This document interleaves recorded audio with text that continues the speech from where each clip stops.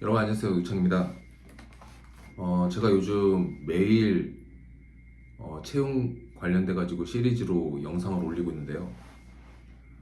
올리고 있는 영상의 내용은 결국은 저희 중개법인에 입사하신 신입 에이전트 분들이 첫날부터 OJT가 끝나는 2달 끝나는 날까지 매주 매일 어떤 일을 해야 될지를 제가 간략하게 설명드리는 겁니다. 오늘은 예고해드린 바와 같이 이게 저희 교재인데요. 교재의 5주차 임대대행 컨설팅입니다. 전속 수주라고 보시면 될 것 같아요. 보통 어떤 건물을 전속을 받는다고 하면 그게 단순하게 나만 할 수 있는 일이니까 이게 수수료가 확보되겠다 이렇게 단순하게 생각하시는 분들이 계시는데 당연히 뭐 수수료 확보는 이제 뭐 기본적인 거지만 돈이 우선이 아니에요. 일을 얼마나 내가 주도적으로 할 수 있느냐. 그 주도적으로 하기 위해서 어떤 보장된 기간, 나의 독점권, 이런 부분들을 확보하기 위한 게 임대 대행이라고 보시면 될 것 같고요. 일주일 정도 이 교육을 통해 가지고 실제로 1주차부터 4주차까지 어떤 해당 본인이 정한 영업지역에서 신축 건물, 공실이 많은 건물, 그리고 뭐 매매 물건, 이런 것들을 접촉해 왔단 말이에요. 그 접촉해 온 것들을 한 달 정도 데이터로 정리해서 가장 전속을 받았을 때 상품성이 높고 내가 수주해야 되겠다고 하는 그 목록 안에 들어있는 곳들을 제안하게 됩니다. 그 제안이라는 단어를 많이 사용하는데요. 그냥 가가지고 말로 저한테 맡겨주십시오 이렇게 해가지고 맡겨주는 경우는 극히 드문 일이고, 왜 내가 너한테 맡겨야 되는가? 그 일정 기간 동안 독점권을 줬을 때 당신네 중개법인에서는 어떻게 내 건물을 채워줄 수 있는가, 팔아줄 수 있는가, 이런 부분들을 입증해야 되는 거예요. 당연히 방금 전에 제가 말씀드린 대로 전속 중개계약은 필수고, 경우에 따라서는 제안서를 만들게 됩니다. 어떻게 채울 것인가, 언제까지 채울 것인가, 누구를 대상으로 채울 것인가. 제가 이렇게 세 가지 포인트를 말씀드렸잖아요. 언제까지, 누구를 대상으로, 어떻게 채울 것인가. 이거는 결국 해당 지역에서 일상적 파밍을 계속하면서 그 지역의 데이터가 확실하게 다 구축된 사람들만이 할 수 있는 것들이거든요. 제가 파밍을 강조하는 이유도 똑같은 지역에서 똑같은 지역 그 물건과 똑같은 건물주를 일상적으로 계속 만나기 때문에 그 지역에서 나오는 공실 이슈, 얼마의 상품이 거래되는지, 이 상품은 이제 공실이나 매매 물건들이죠. 얼마에 거래되는지, 이런 부분들을 내가 다 알고 있어야 된다는 거예요. 전속을 제한하고 임대 대행을 수주하려고 하는 그 물건이 언제 준공되는지, 그리고 현재는 공실이 아니고 만실되어 있는 건물인데 주요 임차인이 이사함으로 인해 가지고 언제부터 이제 공실이 발생하는지, 그럼 그 공실이 발생하는 그 기간 전에 새로운 임차인을 찾아가지고 유치를 시켜야 임대료 손실 없이 그 건물을 유지할 수 있고, 신축 같은 경우에도 준공되는 시점에서 얼마나 빨리 만실시키느냐에 따라 가지고 건물에 투자한 건물주 입장에서 수익률이 달라지는 거잖아요. 그러면 누가 가장 빨리 채울 수 있겠어요? 그 지역에서 누가 이사할 건지 임차인에 대한 정보와 그 지역에서 돌아가는 부동산 이슈를 다 알고 있는 사람만이 경쟁력을 갖는 거죠. 그 경쟁력을 갖추기 위해서 1주차부터 8주차까지 한 지역에서 계속 파밍을 하고, 그게 기반이 세팅이 되면 그 다음부터는 끝이냐? 그게 아니라 그 지역에서 계속 영업해야 돼요.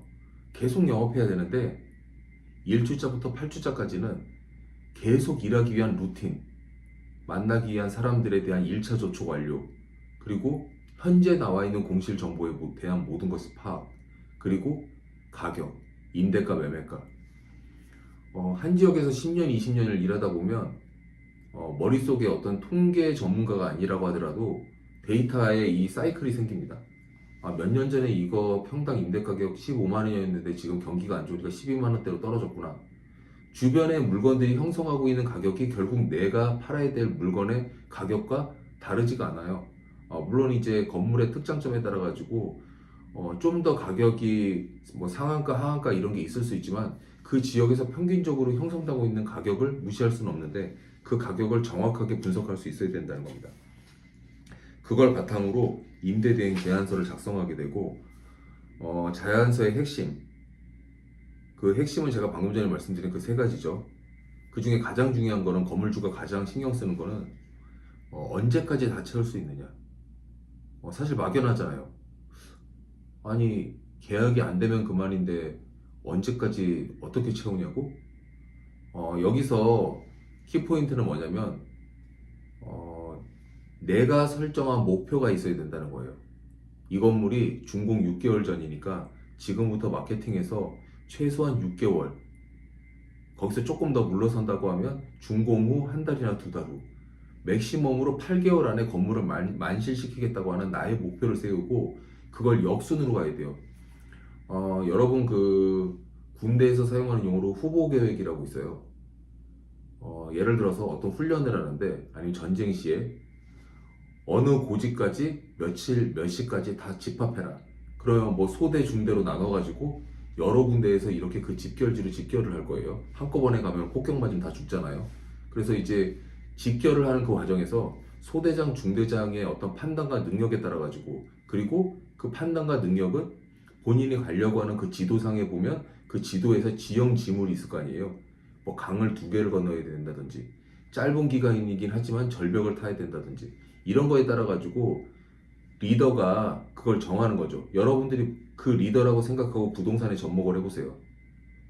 도착해야 될 고지는 8개월 안에 도착해야 되고, 그러면 지금 8개월의 시간이 남아있는데 첫 달 뭐 해야 되고 둘째 날 뭐 해야 되는지, 이런 부분들에 대한 계획을 세워야 되는 거고요. 다시 군대 얘기로 돌아가서 말씀드리면, 그래서 평온하게 걸을 수 있는 곳에서는 더 많은 시간을 할애해서 최대한 많은 거리를 가지고, 절벽을 타야 되는 곳에서는 시간이 오래 걸리거나 실패할 수도 있잖아요. 그 실패할 수 있는 것에 대한 재도전 시간까지 고려를 해서 시간을 넉넉한 시간대에 최대한 많은 일을 해두고, 집중해야 될 그 시간에는 시간을 좀 더 많이 투입하는 거죠. 뭐 잠을 자더라도 좀 평온하게 움직이는 그 시기에서는 잠도 좀 덜 자고 식사 시간도 짧게 하고, 대신에 난이도가 높은 일을 하게 됐을 때는 충분한 휴식도 하게 되고 식사 시간도 충분히 하고, 열량이 더 많이 필요하니까 식사 양도 더 많이 하고 더 고단백을, 더 비싼 음식을 먹이는 거예요, 부대원들한테. 이런 거를 본인한테 적용해가지고 영업에 적용한다고 생각을 해보시면 이해가 좀 빠를 것 같고요. 결국은 우리가 목표로 한 그 목표 시점까지 도달해야 되는 게 사명인 거죠. 이런 부분들을 건물주한테 설득하고 고객한테 설득해가지고 내가 왜 당신을 위해서 최적임자인지를 설명하고 수주를 받아내는 게 6주차에 여러분들이 받아야 될 교육이라고 보시면 될 것 같습니다. 자, 그럼 내일은 그렇게 해서 받아놓은 나의 전속 물건을 어떻게 하면 거래로 성사시킬 수 있을지, 그 부분에 대해서 이야기해 보도록 하겠습니다.